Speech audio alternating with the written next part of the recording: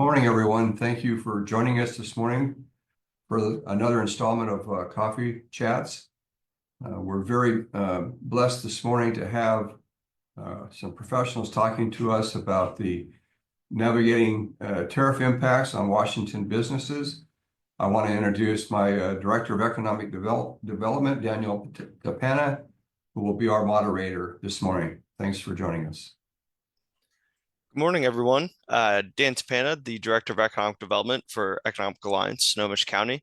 As many of you are aware, tariffs have had a significant impact on business, both here in Washington and across the globe. It's crucial for our businesses to stay informed and adaptable to recent shifts in tariff policies. Today's webinar is a collaboration between Economic Alliance Snohomish County, the Economic Development Board for Tacoma Pierce County, the Kitsap Economic Development Alliance, and the Seattle Metro Chamber. We're honored to have a group of experts who will help us understand the implications of these potential changes and offer strategies to navigate the uncertainties ahead. I want to extend a special thank you to our esteemed speakers and panelists. Ryan Ham from the Washington State Department of Agriculture, Mike Fowler from the World Trade Center Tacoma, Commissioner Kristen Ng from the Port of Tacoma, and Lance Calloway from the Associated General Contractors of Washington. And of course, a special thank you to Maddie Merton and Vaughn Taylor, who will be moderating today's panel discussion, as well as a special shout out to James Davis at GETA. We look forward to a productive discussion and hope that you leave today's session with practical insights that will help your business remain resilient and competitive in this shifting global trade environment. For those of you joining us this morning via Zoom, please enter any questions you may have for the panel in the chat. We will relay them to our guest speakers, time permitting. With that, I will turn it over to Maddie and Vaughn to kick off the discussion. Good morning, everyone. Thank you, Daniel. Before we dive into today's discussion, I'd like to briefly introduce myself. I'm Maddie Merton, the Vice President for Business Retention Expansion with the Economic Development Board for Tacoma Pierce County. In my role, I support and work closely with local businesses to ensure that they have the resources that they need and support they need to grow and thrive within our region. I'm excited to be here today, moderating this important discussion on how we can help our business navigate impacts and to respond to tariff changes. Thank you, Maddie. And my name is Vaughn Taylor, Vice President of Economic Development at Seattle Metro Chamber. So I'm honored to join this discussion along with Maddie. And at the Chamber, we work with businesses throughout the greater Seattle region and creating a thriving economic environment. We look forward to today's discussion and how we could best support the community in navigating these challenges. Together, we'll be asking our panelists of various series of questions to help understand how Washington businesses can stay informed and adapt in the face of potential tariff changes. Let's get started. Perfect. Thanks, Vaughn. So Mike Fowler, we'll go ahead and start with you this morning. Can you briefly explain the key changes in U.S. tariff policies that are expected to affect Washington businesses? Sure. There have been a lot of tariffs going on even in the last month, but I'll hit the major ones. First, there's the Canada and Mexico tariffs that were effective on March 4th, 2025.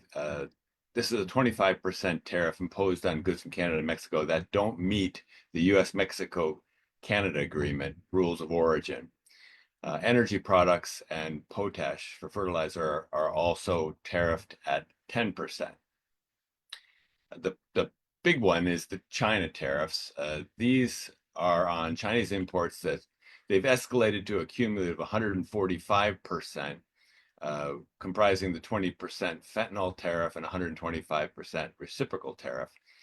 Unlike other reciprocal tariffs that were delayed for 90 days, these have not been. And these in particular raise concerns about supply chain disruptions and increased costs for importers. And then there's the steel and aluminum tariff effective March 12th, 2025. It's a universal 25% tariff that applies to all steel and aluminum imports, including those from key suppliers like Canada, Mexico, Brazil, and South Korea. To qualify for duty-free trade, these metals have to be fully processed within North America. And then lastly, the automobile and parts tariff. This is a 25% tariff on automobiles enacted April 3rd. A similar tariff is scheduled for auto parts on May 3rd.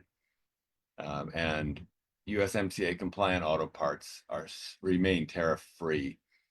But a real impact, especially, and we'll hear more about this later, especially to our agricultural sector, is the retaliatory tariffs.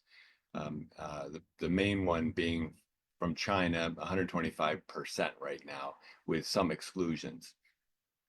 And we'll hear more about this and their impact on everything from aerospace, which China has recently required a non-delivery on orders, wheat, beef, pulse crops like legumes, apples, pork, and wine.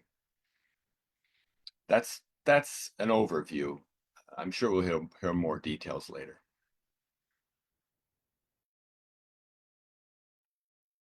And Ryan, how might the proposed tariff specifically impact the agriculture sector here in Washington? Good morning, everyone. And yes, thanks, Mike. You gave a nice overview there about just some of the ways that the tariffs are impacting or potentially will continue to impact agriculture. Both sides. We have the imports coming into Washington, the tariffs there that are affecting our farmers, increased costs for fertilizer, for equipment, for parts, chemicals, all of those sorts of inputs that are needed for agricultural production. Those are a big concern, obviously going to increase costs of the products themselves, the food, the agricultural commodities. There are also concerns from farmers just about having access to those parts if they need to get their combine repaired, for example. A lot of the parts are coming from China. Are they going to have difficulty accessing those parts? So those are some things there. As Mike also mentioned, though, it's the exports that are that have a lot of the concerns. We are heavily dependent on our exports for Washington agriculture, and some sectors in particular are extremely dependent on exports. Our wheat industry exports up to 90% of the crop every year. So when you're looking at retaliatory tariffs, that's a huge concern. And I'll be talking a little more about some of those impacts later on. I know that there are some more focused questions about that, so we'll talk more about that. But I guess just to lay some more framework, we export about $7 billion worth of Washington origin products every year. And then when you look at the additional products just going through Washington ports, which I'm sure Commissioner Eng will talk about as well, we have another $12 to $15 billion worth of soybeans and wheat and other products and commodities just going through our ports. So Washington's economy is very dependent on exports, agricultural exports in particular.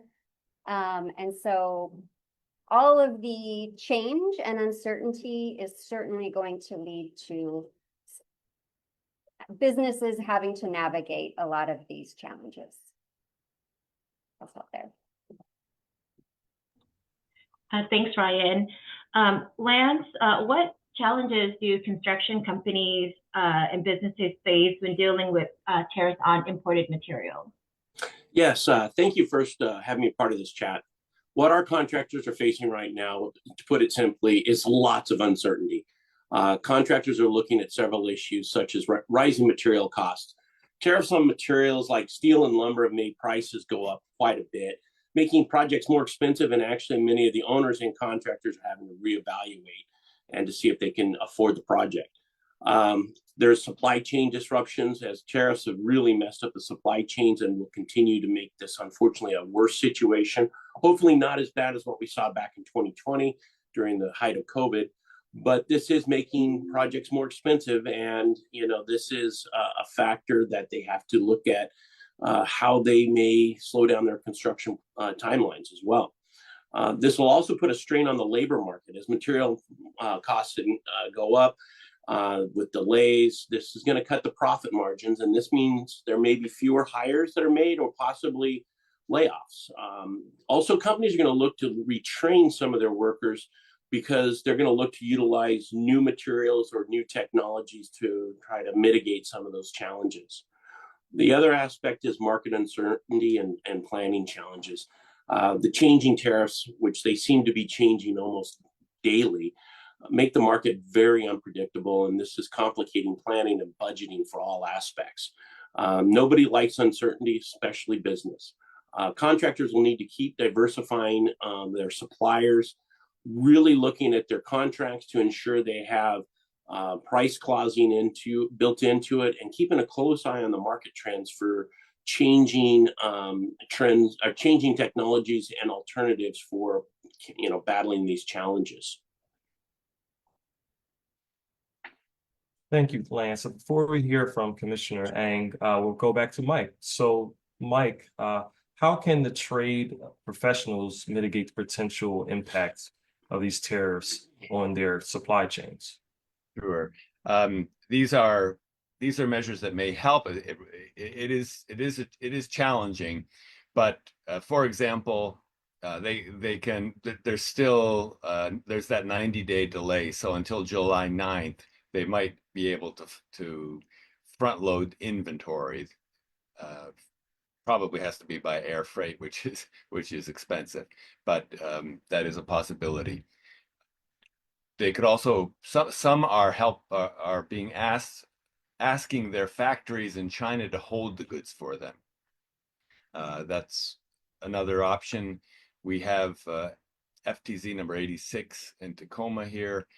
Seattle has FTZ number 5, but those are possibilities for bringing product in, and there may be an option to kit it, to put it together with other things, and perhaps get the HTS code, get a better HTS code to bring it out of the FTZ. Unfortunately, now the date that the product goes into the FTZ, the tariff is locked in, so it's no longer an option to sit it out in an FTZ until the dust settles. This is unfortunate, but that's according to a recent executive order. What we've been doing a lot at the World Trade Center is helping folks to move their supply chains. If they can get the same product from Vietnam or Malaysia or other countries, the tariff may be lower than what they're currently experiencing with China. It is important, however, to make sure you can get a binding ruling from Customs and Border Protection when you do this. It's also important to consult with customs clearance brokers and Customs and Border Protection to make sure that the tariffs are figured correctly. Some stack and some don't stack, and so getting a clear picture of that is important. Negotiating a lower price, some are being able to do that with suppliers. Some are able to share costs with their customers, unexpected costs. Also, some are taking advantage of overseas markets that don't have this tariff problem, bringing their product directly from their factory to other countries. Some also, we are helping folks to join advocacy efforts with congressional representatives and chambers. And of course, just finding a domestic substitution if you can do that. Factories don't spring up overnight, and sometimes domestic substitutes increase in price immediately, as international options do as well. Those are just some thoughts, but each case is different. Thank you, Mike. And we have a question from the chat. What would be the best way, aside from adapting to smaller businesses, which have a harder time adapting, for trucking and transportation businesses, for us in particular? I'm sorry. The question was what would be the best way to adapt for small businesses? Yeah, aside from adapting to for small businesses which have a harder time, the person is asking how they're adapting for trucking and transportation businesses, particularly for their sector or their business. I see. So how would trucking and transportation sector businesses adapt? Correct. Mhm. I see. Um, gee, that's they're going to have a trouble potentially with decreased traffic coming in on account of retailers and the like. In some cases, freezing their purchases, hoping to wait out these tariffs. But how to adapt? I'm maybe one of the other panelists can help with this.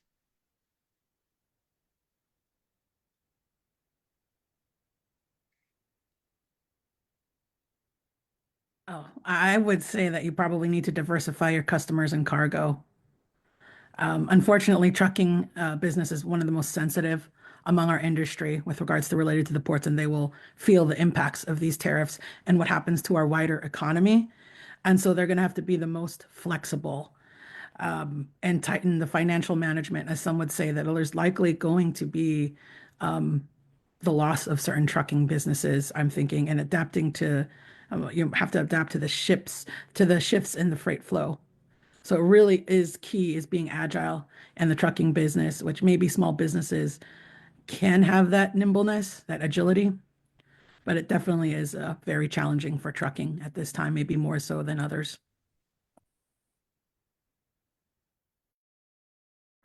Thanks, Commissioner Ng. That is a good lead into the question, our next question. So what is the Port of Tacoma doing to help businesses adjust to potential tariff changes? Well, thank you, Maddie, and good morning, everyone. At the Port of Tacoma, through our partnership with the Northwest Seaport Alliances with the Port of Seattle, we're always focused on being a resilient, reliable, and responsive gateway, especially in times of global uncertainty and these challenges. When businesses are dealing with potential tariff changes, our primary job is to reduce friction, offer flexibility, and help them stay competitive. We're doing that in several ways. First, we're keeping our gateway fluid and operationally strong. In fact, in the first quarter of 2025, we saw a 19% year-over-year increase in container volumes, including a over 26% jump in full imports. That is primarily due to front loading, as Mike Fowler had said, people stocking up on goods in anticipation of the tariffs. That kind of growth also speaks to the trust our customers place us to manage their supply chains effectively, even when policy conditions are volatile. Second, as Michael had pointed out, businesses were leveraging tools like foreign trade zones, FTZs, and bonded warehouse, giving them more flexibility. So these tools allow companies to defer or even avoid tariffs on certain goods, especially when they're re-exported. And it's a strategic way to manage cost and cash flow, as also adapt to fast-changing regulations. Other things we've been doing is, of course, important infrastructure investments to support our customers' long-term planning. An example of that is our current collaboration with BNSF and Norfolk Southern to launch a faster intermodal rail service to the Midwest, cutting times to Chicago by 3 days. That kind of speed and efficiency matters when businesses are trying to diversify sourcing, shift logistic strategies, or respond to cost measures. Alongside with that, we're working along with our partners at the Washington State Department of Commerce to distribute resources like the new Tariff Resource Guide. Finally, we're raising our voices at the national trade level, those conversations through our advocacy at the federal level, and even through organizations like the American Associations of Port Authorities. We're urging policymakers to pursue trade policies that protect U.S. interests without hurting the very businesses and workers that drive our economy. So whether it's operational excellence, infrastructure upgrades, or financial tools or public advocacy, we're fully committed to helping businesses during these times. And we know that it's challenging. So we know that we have to lean in and partner up with as much customers and as EDB and other associations. Thank you, Commissioner Ng. And Mike, how can businesses engage with the World Trade Center Tacoma to stay ahead of tariff-related challenges? Sure. The easiest way is to send me an email. That would be, I'll put it in the chat, but it's mfowler@WTCTA, World Trade Center Tacoma.org. And it really is a case-by-case situation. We have some for steel products importers and distributors whom we are helping to find product in, for example, Vietnam versus China.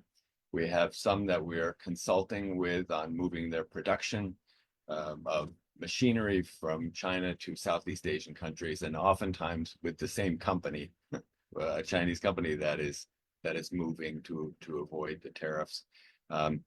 There's also some help that can be given attempting to find domestic or nearshoring options. But generally, it is a case-by-case situation, and we would welcome anybody contacting us by email or phone. Leave a message, call me at my cell phone. I'll leave it at the email for now, but please contact us. We'd be happy to do our best. If we can't help you, we can refer you to somebody who may be able to. Great, thanks, Mike. Ryan, how should small and mid-sized businesses approach these changes differently than larger enterprises? Well, something that I think about when I think of small to mid-sized businesses is all of the hats everyone is already having to wear, trying to navigate so many different things already. And so then adding all of these tariff, trade changes and obstacles on top of that, and just trying to stay up to date on what's happening and how it's going to impact businesses. You know, small businesses don't have these additional staff to just focus on that. And so my first thought is take advantage of all of these resources that are available to you.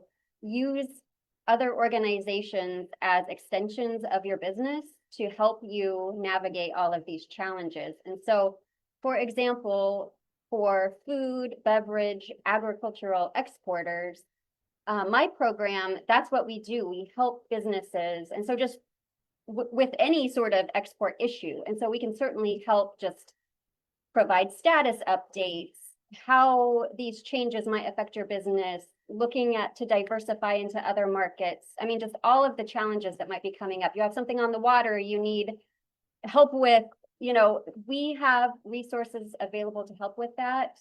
Other types of businesses, small to mid-sized businesses that aren't food and agriculture, there are other resources available to help you. The Department of Commerce has similar assistance programs. We have all of those that are here today.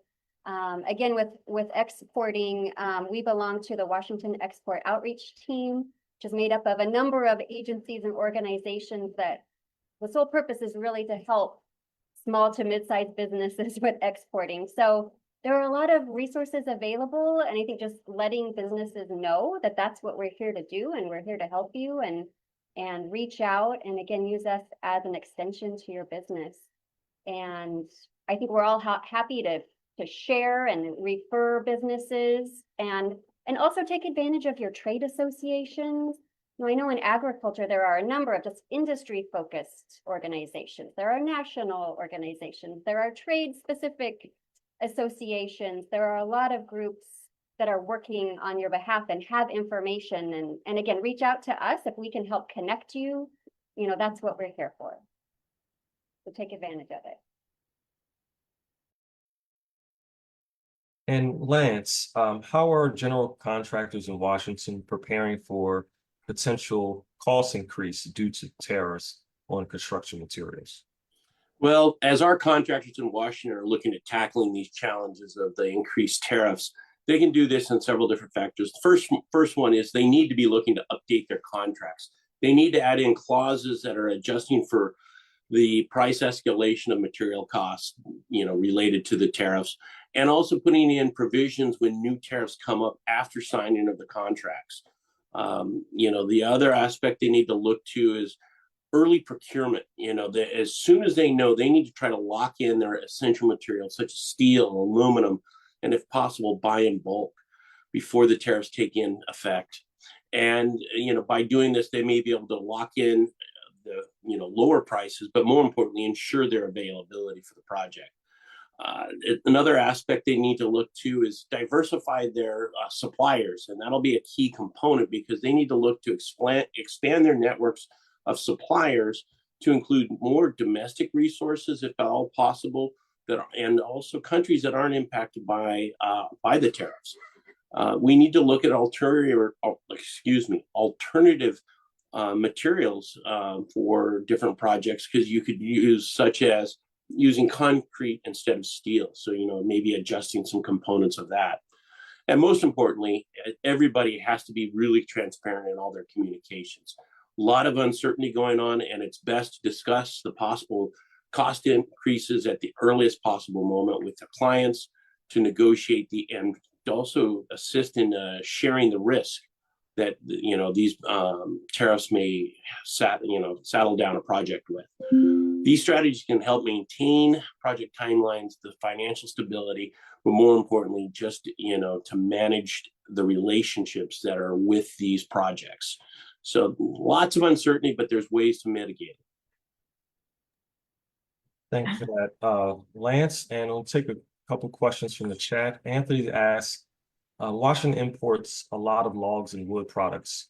How do you see the retaliatory tariffs impacting this important sector for Lance or anyone else? Well, in regards to timber, obviously it is going to impact a lot of products, but there'll be some other aspects that contractors can look at, which are being more and more produced locally, such as cross-laminated timber, which is a emerging marketplace source that could be as an alternative to just pure lumber. You just need to look at different alternatives, plain and simple, that these costs on tariffs on timber are going to impact, and there's no way to get around that at this point in time. And Matt asks, have you heard of any federal or local efforts to increasing training of local workforce to assist like on the reshore manufacturing? So the question is about, is the tariff revenue going to be used to pay for that type of training? I myself have not heard anything along those lines, but that would be very advantageous if they did utilize some of that in that regard. Thank you so much, Lance. Maddie, back to you. Thanks, Vaughn. And there's one other question from the chat from Joseph. Due to the tariff, some of the companies we use to build our business and currently been annulled, which makes our income plummet. Can you provide us with resources that can help during this time? To anyone in the our speak.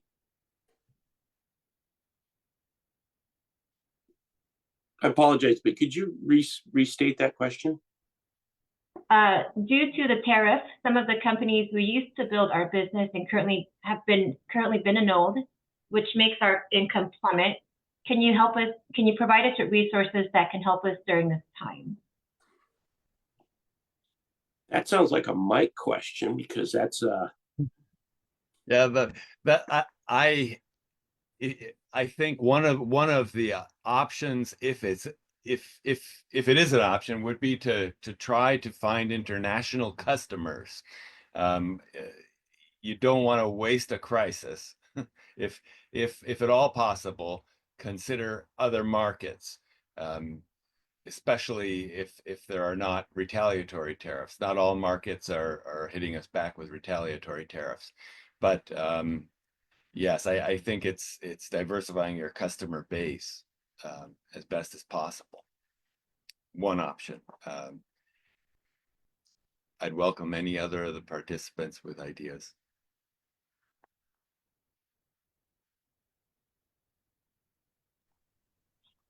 Thanks, Mike. And this question is in the same vein. So Ryan, what resources are available through Washington State Department of Ag that can help manage impacts? Sure. So I'll just sort of preface this too by saying, based on the audience here, I know there may not be a lot of farmers in the group. But at the Department of Agriculture, we also work with processed foods, beverages, we work with wine, beer, spirits, value-added products, seafood products. So think bigger than just crops and livestock. So my program, our international marketing program at the Department of Ag, we work with all those types of businesses to help export products. And we do this through a variety of ways. We do a lot of sort of traditional trade work, trade missions, exhibiting at trade shows, bringing foreign buyers here to Washington to meet with companies directly. And we also have international trade representatives that are contracted with us in other key markets that are available to help businesses. And so I think in navigating these challenges right now, they are a fantastic resource. And as I was mentioning, I really encourage businesses to reach out to us, reach out to me. I can put my contact information in the chat as well. That's what we're here for. We're here to help. So again, whether it's looking at new business, you want to meet new buyers. I know right now is a difficult time, but maybe you want to start exploring other markets. Maybe you've been in China, you want to be looking at diversifying. We can help connect you with potential buyers in other markets. Maybe you're traveling to another market. Our reps in those markets are available to help you one-on-one. They can help set up business meetings. They can help do market intelligence for you, research in advance. We have a whole suite of services. We're really here to help businesses with whatever their export needs are. And so right now at this sort of challenging, difficult time, I think that is a way that we're available to help. It's just, again, help sort of monitor status, answer questions, help you look for other options for selling your products. So again, please reach out and we're here to help. Thanks, Ryan. And this is an earlier question from our chat to Commissioner Ng. Have our Washington ports seen a decrease in containers and ships as of today? Oh, I think you're probably referring to that very misleading post. As of yesterday, there were 6 container ships at the Northwest Seaport Alliance, and we're very much alive. I would say that, like I said, in the first quarter, we saw such an increase due to the anticipation of tariffs. We're also anticipating, I haven't gotten the April numbers yet, but we're also looking at a little bit of an increase, maybe not as much as the first quarter. We still will be receiving container cargo ships through May.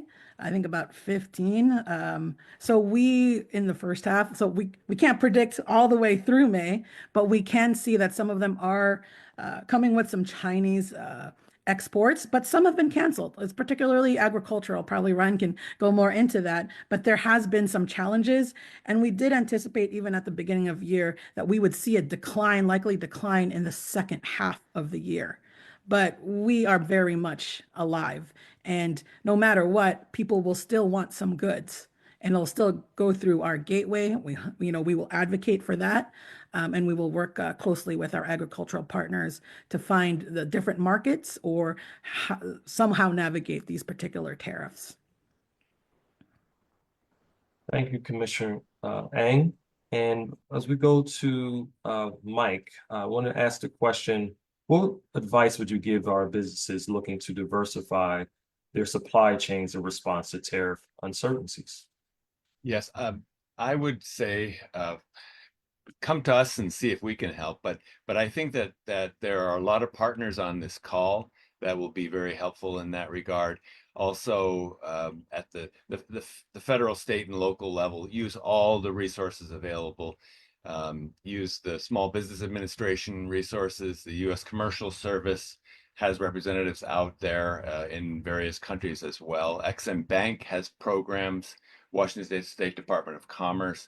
I would reach out to all the various levels of assistance that are out there. It is a time to reach out now. If you can't bring product in cost effectively to this market, there are other markets, especially Canada, Australia, the UK, the EU.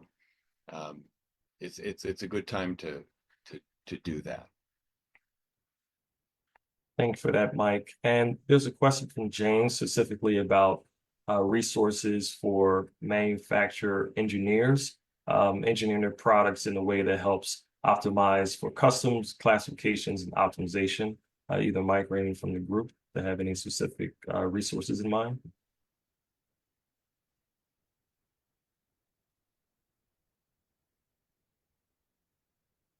And so specifically, I was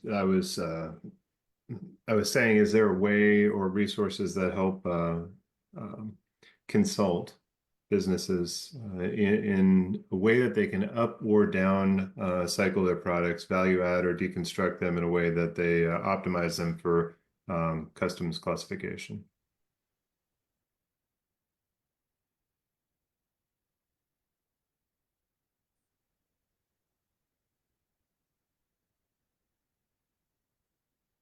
I can jump in there. So one of our partners at Washington State, Impact Washington, is a nonprofit organization that supports manufacturing, and they provide support for manufacturing to optimize their product line.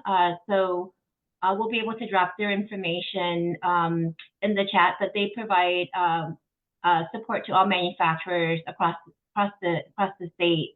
They're part of the national NIST MEP system, which is the National Science and Institute Technologies, and that's what they're here to do, to support businesses, particularly in manufacturing.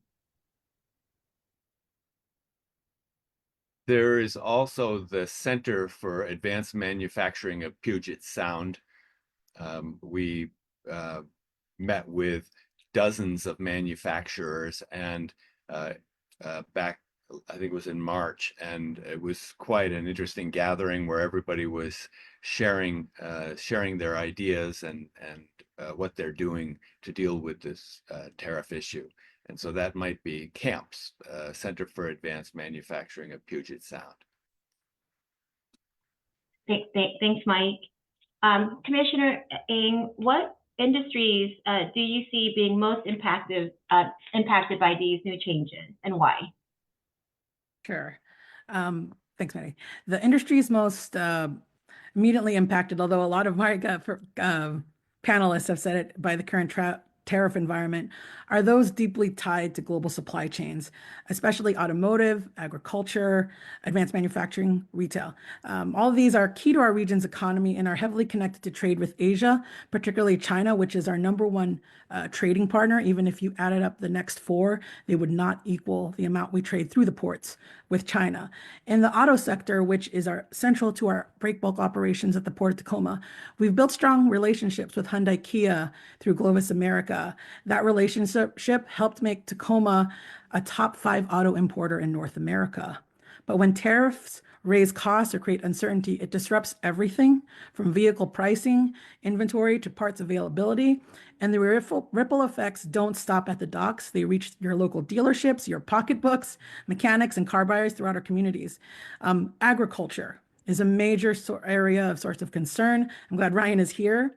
Washington State is one of the top agricultural exporters in the country. And at the Northwest Seaport Alliance, we're the second largest ag export gateway in the US.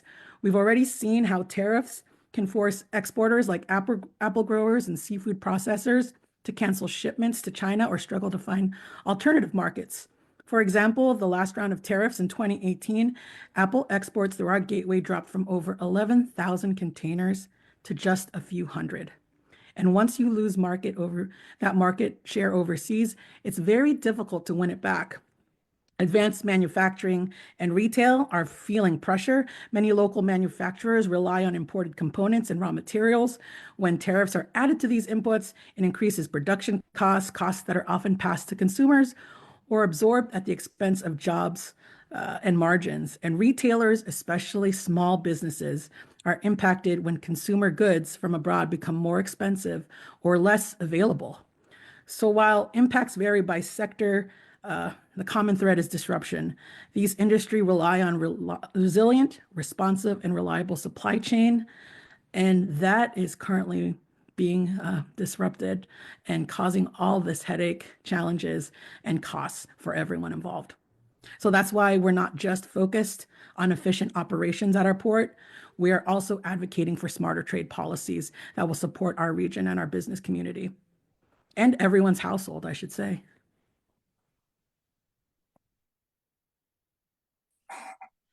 Thank you, Commissioner. Lance, how do you anticipate tariffs will affect the labor market in Washington State, particularly in the trades and construction sector? Thanks, Vaughn. As I mentioned earlier, tariffs on construction materials in Washington can have a potential impact on our labor market in several ways. First of all, it'll probably reduce the demand for labor as higher material costs lead to project delays and possible cancellations, which we are starting to hear of some projects being canceled. This will result in fewer jobs and for skilled tradespeople. And what positions do exist, it's going to be even more competitive for those positions. There's going to be more pressure on wages and benefits. Contractors may delay raises. They can look at cutting benefits to manage their cost lines. And it might opt for subcontracting out and hiring less experienced workers to save money. There will be definitely a need for upskilling. Firms will need to invest in cross-training their workforce to handle multiple trades and adopt technology and modular construction methods that'll allow them to increase the demand, which will allow them to increase their demand for tech-savvy workers. That's something that's needed to begin with, but this may facilitate this even further. In the long term, I think you're going to see a little bit of a workforce contraction with persistent high materials costs. This could slow, attracting new people into the trades, particularly entering into apprenticeship, because they do not necessarily see a secure job market. And truthfully, this is not good for the construction sector, as we're already seeing and been battling a aging workforce that's leaving the industry. We're, in the next 6-7 years, we're looking at retiring about 750,000 skilled tradespersons across the U.S., and we don't necessarily have that backfill. And these situations with tariffs and the uncertainty can cause even more instability in that labor market. Overall, tariffs could face we could be looking at reducing our labor challenges and our labor demand and strain our wages in the short term. But adaptable workers and supported policies could foster long-term resilience. We need to look at how we could be more creative and adapt to these changes. I do think it's possible. I just think we need to look at things in a different lens going forward. Thank you, Lance. And to continue that conversation, with so many impacts and changes that can you anticipate tariffs, particularly trades and construction, how can these contractors collaborate with their suppliers to manage any tariff-induced price fluctuations? Yeah, for that, it's going to be essential in managing, their tariffs. Contractors are going to have to work with their vendors and manage their price fluctuation through looking at long-term agreements. Whenever possible, they need to look at locking in prices with suppliers via long-term contracts, buying in bulk. That's also something that will be able to assist them in managing this, and also including clauses within the contracts for price escalation, price ceilings of what they will buy. They're definitely going to need to increase their ability to improve their forecasting, share project timelines with people so as they can lock in their material forecasts early and help suppliers plan their inventory. This can help manage avoiding the high tariff periods. Diversifying sources is going to be another key component. They're going to need to collaborate with their suppliers and vendors to find alternative materials to source their materials and plan their inventory. Value engineering is going to be another component where suppliers are involved in the design and material selection so they can best find the most effective and cost-effective alternatives, like switching from steel to engineered wood, as an example. And then utilizing technology platforms, use shared procurement platforms or ERP systems to help track pricing trends and coordinate their purchases. This will help seriously improve their decision-making in selecting the materials. But overall, they're going to have to be treating their suppliers as a strategic partner. Contractors will be able to better manage their price and their, as well as to minimize the shock of the tariff-sensitive market. Thank you, Lance. That's very helpful. I'm handing back to Maddie to take a few questions from the chat. Thanks, Lance and Vaughn. This question is from Ryan Spence. In addition to tariffs, are we seeing impacts from reductions in foreign aid on agricultural products?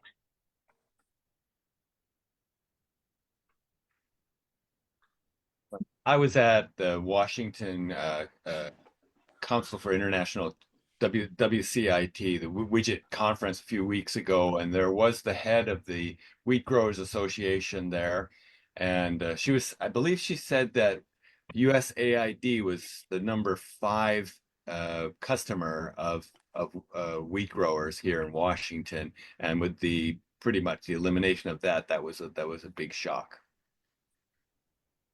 Yeah, that was what I was going to share as well. Our wheat industry is very concerned about that. And I know that they're doing a lot of advocacy trying to get some of those decisions overturned or changed to at least continue with some of those purchasing programs. And thank you. And this question is from Matt Smith, directed to Lance. Will unions accommodate cross-training of the trade? Oh boy, that is a loaded question. I really can't address that. That is kind of something that's kind of a strong tenet of unions, is their specialization of their trades. So I really can't speak to that.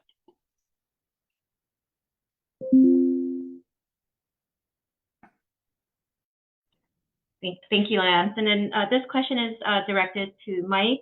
Mike, can you share any successful strategies you've seen businesses use to overcome the impact of tariffs? Sure. I have to say that tariffs are very challenging, and these strategies, they're not easy, and they're not full solutions, but there are ways that some of our members have used to help reduce the damages from these tariffs. Number one, finding other markets. We mentioned that keeping up to date with the changes, consulting with your customs brokers, reducing costs as best as possible by moving suppliers, moving production, holding off imports where possible. My expectation and there is pressure building. I don't think we've really seen the impact of the China tariffs yet. We will see them. I believe if they're not, there's no deal made, then they will hit the shelves soon, and the pressure is building. So I'm hopeful that there will be some kind of relief with the deal. So holding off where possible, negotiating with suppliers, negotiating with customers, sharing the pain. This is what many of them are doing.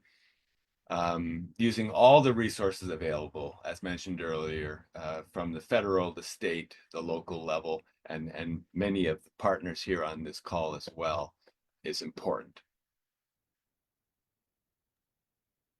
Thank you, Mike. And to close out the call, we'll go to Ryan, Mike, and lastly, Lance.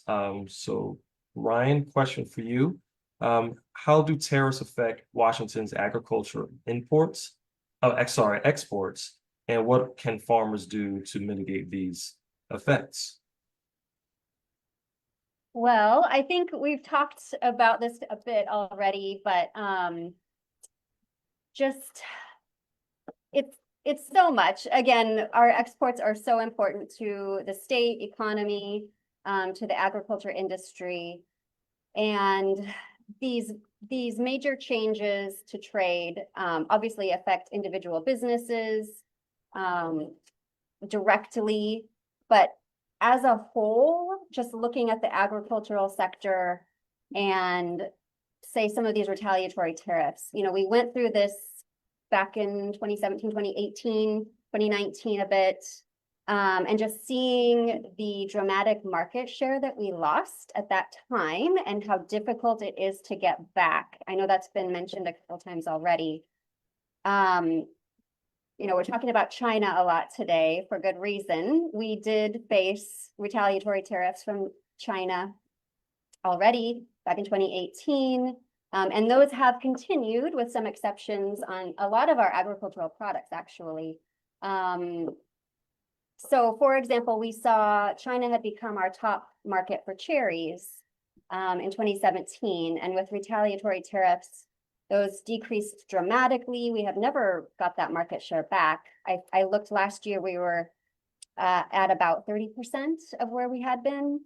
Now, as we're just getting ready to enter cherry season, it's probably going to be zero going to China at this point. I mean, the market is probably going to be closed to a lot of our products right now during this window of time because those retaliatory tariffs are just so high. Now, there may be, again, some exceptions. We'll see what happens kind of going forward. Everything is so changeable right now. But a lot of it is, too, just the uncertainty. A lot of our trading partners, when this is happening, they start looking at competitors that are more stable. So long term, even if these are short-term issues and they're resolved, maybe things are resolved in the next couple of months, we stand to lose, a lot of market share where supply chains will change, and just long term, it's difficult to maintain. So what can farmers do now? I would say, we talked about sort of diversifying if you can, but also I think it's important to try to maintain relationships. One of the differences this time from last time with all of the tariffs and retaliatory tariffs is a lot of countries are involved now. So we don't know what's going to happen going forward. With the retaliatory tariffs that started in 2018, a lot of businesses started looking to diversify and started taking, cherries that were going to China and started going to Vietnam and to some of these other countries that couldn't take the volume, but they had to kind of spread out and look for other opportunities. This time it's difficult because you don't know what's going to happen next, who's going to retaliate, who's not. But I think trying to maintain relationships, trying to build relationships and be ready. That is one thing that we're hearing from a lot of our folks on the ground in other countries is they're just waiting. They're hoping things are going to settle down and that when they do, they're going to be ready to buy again. Some countries, I know Canada is one where there's some anti-US sentiment that we're a little concerned about. How is that going to affect things down the road? A lot of our other partners in Asia, for example, we are hearing that's not happening as much. They're just waiting. They're ready, hoping to continue doing business with us when this all shakes out. Thanks, Dorian. And then this question is from Mike. Mike, how can businesses stay competitive in international markets despite all these shifting trade partnership landscape? Yes, I guess you stay competitive by keeping ahead. It is domestically, we're all kind of in the same boat, and so one of my members said, I love this stuff. These are problems for me to solve. If it was easy, I wouldn't be in business. But internationally, it is more challenging. It is more challenging when your costs increase if you are importing product to manufacture and export, that is a huge challenge. If you are importing and selling, distributing, then other markets are, I think, a key solution. But in general, I have to say, going back to what we said earlier about keeping up to date, keeping in close contact with your brokers, your customs clearance agents, reaching out to the resources on this webinar, the Small Business Administration, the Commercial Service, Ex-Im Bank, Washington State Department of Commerce, all of these, the EDB, the chambers of commerce, the ports. We are all kind of in this together, and so getting together with all the resources available is the best way possible. Thank you, Mike.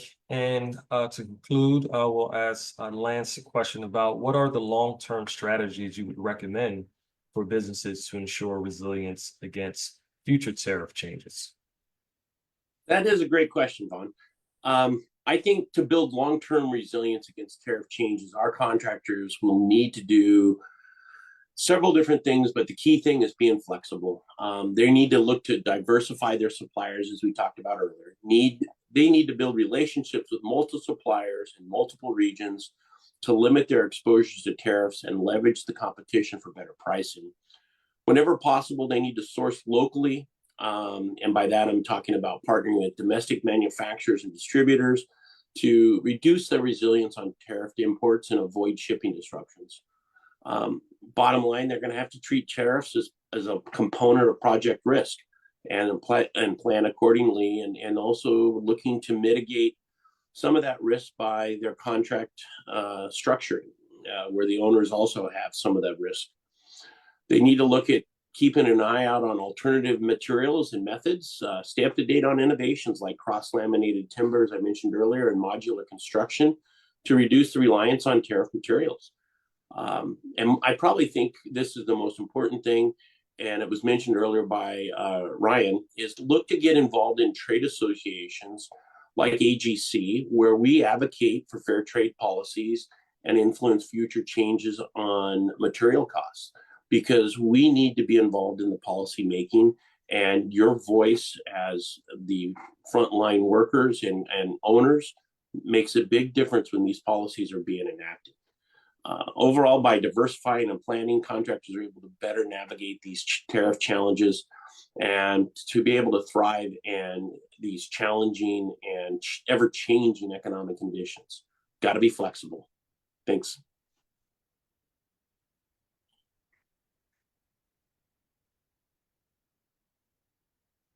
Awesome. So we are about at time. And so I want to close out today's program with some gratitude. Maddie and Vaughn, thank you for moderating today's discussion. And to all of our panelists, Ryan, Commissioner Eng, Lance, and Mike, thank you for being here today. As you all have seen in the last hour, we have covered a lot of ground, and there's still a lot more to cover. From understanding the impacts of tariffs on various industries to discussing strategies for businesses and trying to stay ahead of the curve in these uncertain times. I hope this session has provided you all with the information and tools needed to navigate these changes and thrive in an evolving global marketplace. As we wrap up, I want to remind you that our work here is not done. We had EASC, along with our partners at the EDB for Tacoma Pierce County, Kitsap Economic Development Alliance, and the Seattle Metro Chamber, remain committed to supporting businesses throughout our region. Please reach out to us if you have any further questions or need any assistance as we all continue to adapt to these shifting trade policies. If you RSVP'd to this event via Eventbrite, please check your email later today for a message from us, including a link to the recording of today's program plus additional resources. Thank you once again to all of our panelists, our moderators, and to all of you for participating today. Stay informed, stay prepared, and we look forward to seeing how your business can continue to grow and succeed despite the challenges ahead. Have a great rest of your day, and we hope to see you at future events.